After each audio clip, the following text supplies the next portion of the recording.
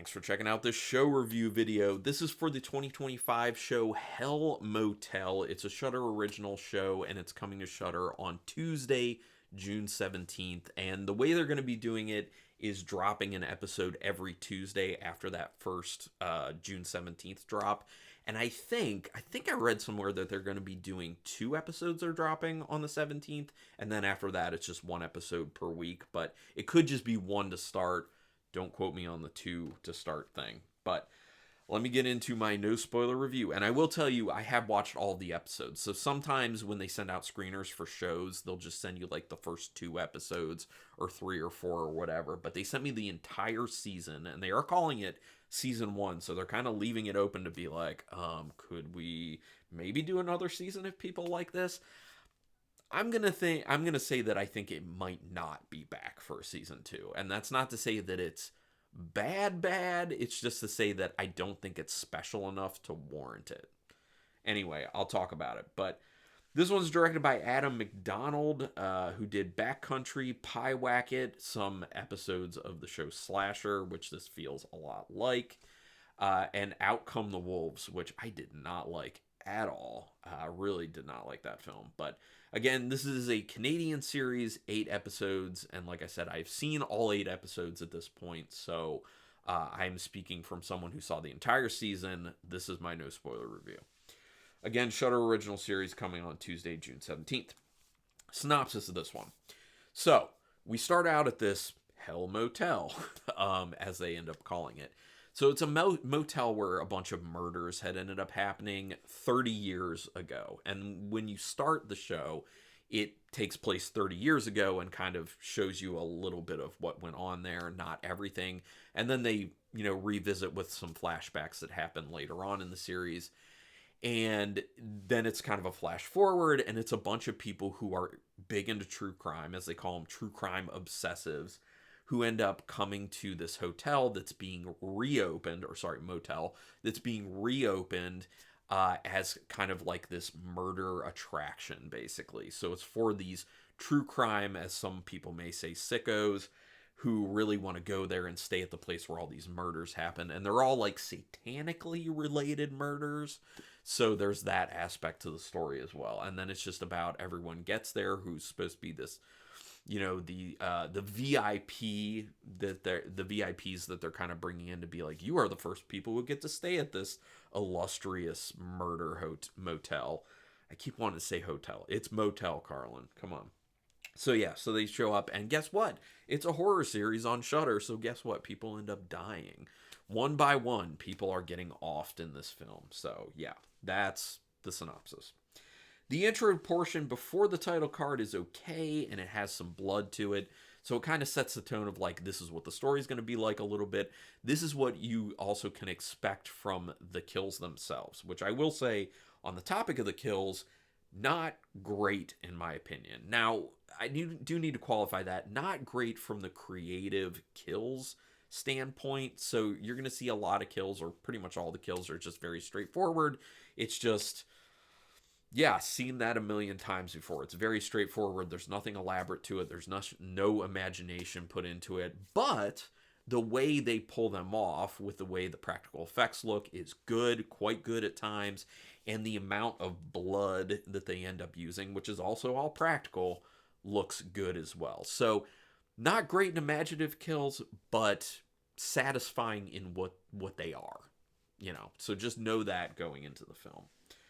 The acting early on feels like this is a sci-fi original movie. Sci-Fi Channel, if anyone had watched those, made for this channel only films, were known for being, that kind of acting. But I will say that as the series goes on, the acting gets stronger. So I am a fan of that. In the beginning, I was just like, oh man, this might be a little bit of a haul with this acting.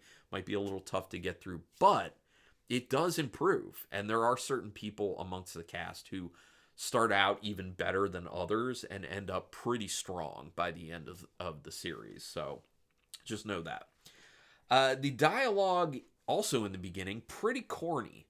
But it kind of goes up and down. Like, there are definitely times where you're just, like, cringing because you heard something. You're just like, ooh, that is some corny dialogue. But then there are other times where you just kind of settle into it and you're just like, you know what?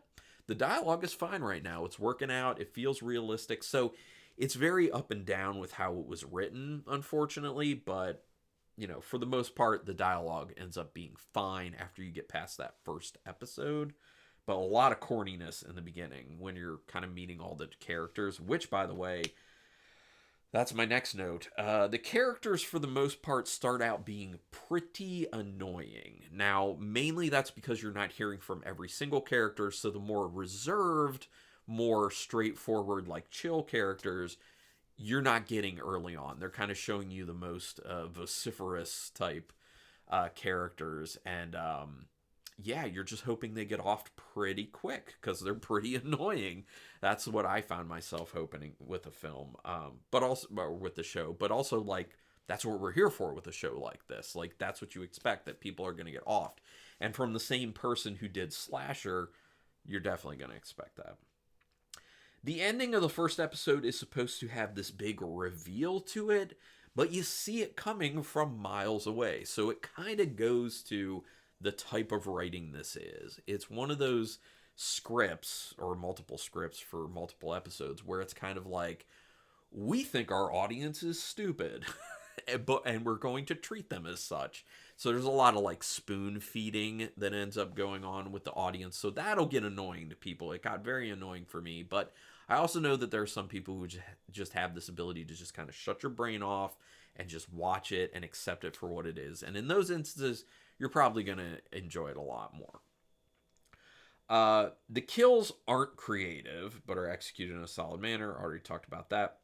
They do some flashbacks to 30 years prior that do give some good tidbits of the story. I was talking about that in the beginning. Yes, I do like those little extras that it kind of adds. It gives you some backstory on some characters. It gives you some backstory on just the overall story that's at play here. So that's nice. And it also kind of like gets you out of that time period, which is also nice because it kind of feels like a little bit of a refresh at times. Because it starts to feel kind of stale at times with just having the same characters having very similar conversations and yelling at each other and fighting with each other a lot in this motel where they're stranded because it's bad weather outside and they have no way to get anywhere else eventually. There is plenty of filler dialogue, which leads to poor pacing and a feeling that this should have been half the amount of episodes. Yes, I fully believe that. This should not be an 8-episode season. It should be a 4-episode season. I might be being a little bit harsh by saying that, maybe more like 5 or 6. Definitely no more than 6. No more than 6. There is so much wasted time in this show, unfortunately. Like I was saying before, you end up having characters having very similar conversations over and over and over again, having the same types of fights. Everything starts to feel very similar, and you're just waiting for those next kills. Because the other thing is, they don't go super deep on a lot of these characters, and that's something they could have spent a lot more of their time doing, is giving each character a good amount of backstory with 8 episodes. Because, I did not tell you how long the episodes are. They're all under an hour. They're usually around like 40-some minutes, close, some being close to 50, but so it should be more manageable, but I think if they wanted to do 8 episodes, they should have cut it more down to like the 30-minute mark for the episodes, which would have been fine, would have been very digestible and had a lot better pacing in my opinion. The 7th episode seems to have resolution, so you wonder what the last episode is actually going to end up being. I do like a little bit of what they did with that final 8th episode, but there's also a lot more wasted time, and I just kind of feel like, especially if you want to set it up to be like, let's hook people in to see if they'll want a season 2, that you should save your best for the end at least, and just kind of have the pacing be really good, make sure that you're just addressing all the most exciting stuff and tying up all the odds and ends, and really engaging people. And I felt like they didn't fully do that, even though, like I said, there were some things that I did like about what they did with that final episode. And so, like, the ending is okay. It's okay. Would I be mad if they brought this show back? No. Would I review another season of it if it's going to come out? Yeah, probably. But I wouldn't be like super excited about it because I just didn't love it that much. But anyway, out of 5 stars, half stars, and play, I'm gonna give it a 2.5 star rating. I'm pretty in the middle on it. Like some of the stuff was pretty good. Like I said, the acting got better, the dialogue got better, the execution of the actual kills was pretty good. There are aspects of the story I did appreciate, so I feel very conflicted. I thought about giving it a 2 stars, but I think I want to put it at 2.5 because I do feel very conflicted about it. Like I'm very much in the middle on this one. So would love to hear everyone's opinions on this one when you've seen it. Go ahead and put it in the comments. Even if you've just seen an episode or two and you just want to check in and be like, hey, this is what I'm feeling about it. You can do that. We can talk spoilers in the comments. That's totally fine. Do me a favor, hit subscribe to my channel, hit the thumbs up on the video, and if you want to, you can pitch in a little bit monetarily each month to keep this going. Very small amounts of money each month for some perks that you get with the channel, and you can check that out with the link in the description. Also, hit the notification bell button so you know when I'm putting up new videos. And if you watch those videos pretty soon after they hit my channel, it will help with that YouTube algorithm. So, all that's appreciated, but also what's appreciated is your time just watching this. So, thank you for that, and until next time, keep it brutal.